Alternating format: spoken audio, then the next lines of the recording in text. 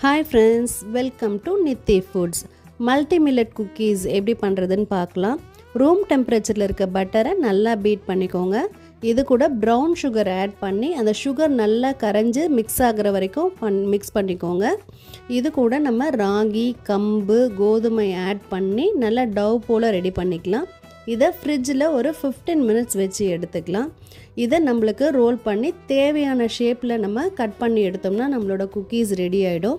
இது குழந்தைங்களுக்கான ஆர்டர் அப்படின்றதுனால நான் அவங்களுக்கு பிடிச்ச மாதிரி ஹார்டின், ஸ்டார் இந்த ஷேப்பில் பண்ணியிருக்கேன். இதில் நம்ம கேஷ்யூ, பாதாம், சாக்கோ சிப்ஸ் நம்மளுக்கு டாப்பிங்ஸ் என்ன வேணுமோ குழந்தைங்களுக்கு பிடிச்ச மாதிரி ஆட் பண்ணிக்கலாம். 170 டிகிரிக்கு ஓடிஜியை ப்ரீஹீட் பண்ணிக்கோங்க. 10 to 15 மினிட்ஸ் பேக் பண்ணி எடுத்தால் நம்மளோட குக்கீஸ் சூப்பராக ரெடி ஆகிடும்.